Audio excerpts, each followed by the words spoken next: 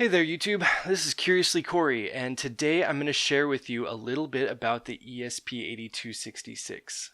So if you're watching this, you're probably wondering, what is an ESP8266? Well, it's a cheap programmable Wi-Fi microchip that's used in smart switches, smart lights, smart sockets, sonoffs, and a whole lot more. More importantly, you can make stuff with it. So in front of me here are a few examples of development boards that are built around the ESP8266 chip. Starting on the left, we have an ESP01. It is the smallest of the ESP8266 development boards available today, but by far also the most basic. There's no built-in voltage regulator or USB to serial chip, and probably the biggest drawback is there's only two GPIO pins, and one is GPIO 0, which is a little finicky because it's used to set boot modes.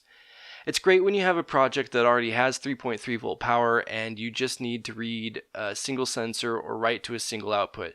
There are other ways to get more out of it, but it gets trickier as you try and add complexity.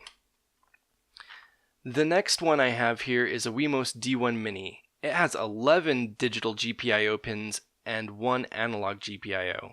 It also has a built-in USB to serial converter, a 3.3 volt regulator, and along with the micro USB, it makes for really easy programming and powering your project. This one is the Node Mcu V3. It has 16 digital GPIO pins and one analog. It also has the built-in serial to USB converter and a beefier 3.3 volt voltage regulator that's actually rated up to 1 amp. So you're going to be able to power a whole lot more with this board. The last one in my lineup today is actually a Sonoff Basic. This one's a newer model that has an ESP8285 chipset, but it works almost exactly the same and features a built-in AC adapter and relay so you can use it to switch mains power on and off. So the real question is, why do you want an ESP8266?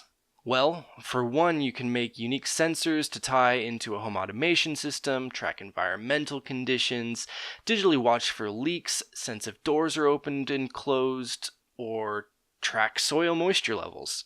You can even have one help you park when you pull into the garage and automatically turn a light on inside your house. You can make smart switches and buttons to control things, or you can even add existing tech to the Internet of Things. I mean, who doesn't want their coffee pot to tweet when it's done brewing in the morning?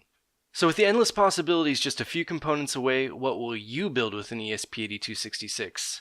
Subscribe to my channel for lots of ideas as I share my builds with you, as well as share tips, tricks, and help getting started. As always, thanks for taking the time to tune in, and happy hacking!